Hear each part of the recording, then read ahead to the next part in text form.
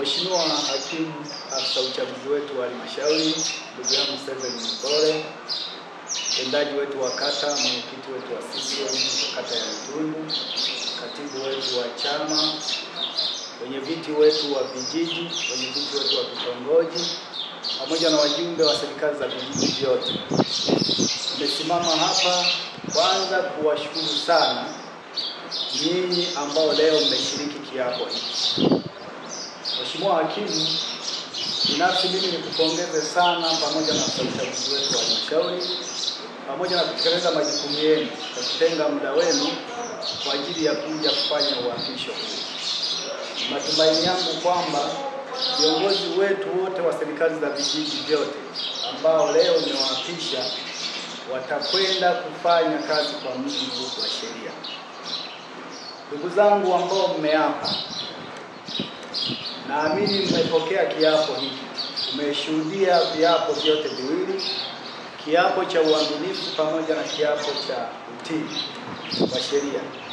Ni matumaini yangu kwamba mtakwenda kukitumikia kwa mujibu wa katiba ya Jamhuri ya Muungano wa Tanzania.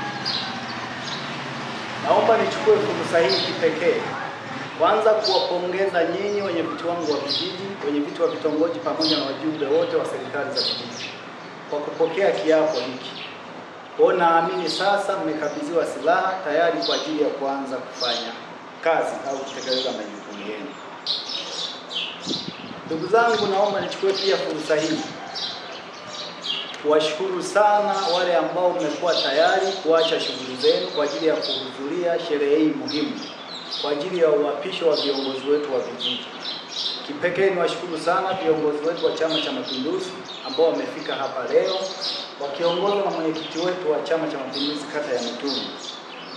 Niwapongeze sana kutokana na kuacha shughuli zenu ili kuja kushuhudia shughuli hii muhimu iliyoko mbele yetu leo. Sasa mmeapa. Wenyeviti wangu wa vijiji, wenyeviti wa vitongoji pamoja na wajumbe wote wa serikali za vijiji vyote vinne vya kata ya Mitundu, mmepokea kiapo tayari kwa ajili ya kwenda kufanyia kazi. Ni matumaini yangu kwamba mtakwenda kufanya kazi kwa mujibu wa kiapo hiki kama ambavyo Mheshimiwa Hakimu ameelekeza. Ndugu zangu, wenyeviti wa vijiji, wenyeviti wa vitongoji pamoja na wajumbe wa serikali za vijiji vyote, katika kata yetu tunazo changamoto nyingi.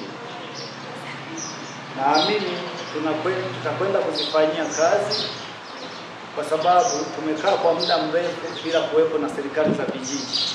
Matumaini yangu sasa, kwa sababu mmerejea kwa ajili ya majukumu haya, mtakwenda kuwasaidia wananchi ikiwemo pia kutatua changamoto hizo.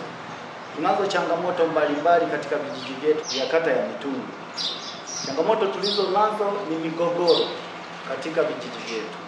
Tunao migogoro ya ardhi, lakini pia tunao migogoro ya ndoa na migogoro mingine mingi. Kwa ni matumaini yangu kwamba mtakwenda kutatua migogoro hiyo kwa kuzingatia haki. Lakini pia tunazo changamoto za elimu. Tunazo shule nyingi sana. Zingine tumesajili hivi karibuni baada ya Mheshimiwa Rais wa Jamhuri ya Muungano wa Tanzania Dr. Samia Suluhu Hassan kupatia fedha nyingi. Kwa hiyo kule mashuleni tunazo changamoto za madawati. Shule zetu zina madawati machache. Kwa ni matumaini yangu kwamba tutakwenda kushirikiana na wananchi pamoja na sisi viongozi wenu wa kata uweze kutatua changamoto hiyo. Aidha, naomba nichukue wasaa huu au fursa hii kuwaelekeza wenyeviti wangu wote wa vijiji kwanza kwenda kusimamia vizuri rasilimali za vijiji vyetu. Naamini mnatambua kwamba nyinyi ni wenyeviti wa vijiji na kwamba mtakwenda kutumia fursa hii kwa ajili ya kusimamia rasilimali hizo za vijiji kikamilifu ili vijiji vyetu viweze kutumia hizo rasilimali kwa ajili ya maendeleo. Ndugu zangu, katika kutekeleza majukumu yoyote ya kiserikali, jambo la msingi sana ni kuzingatia haki. Wananchi wetu wanahitaji kutendewa haki hasa wanapokuwa na changamoto. Pale wanapotufikia katika ofisi zetu, tuhakikishe tunawatendea haki kama ambavyo tumeelekezwa na kiapo hiki.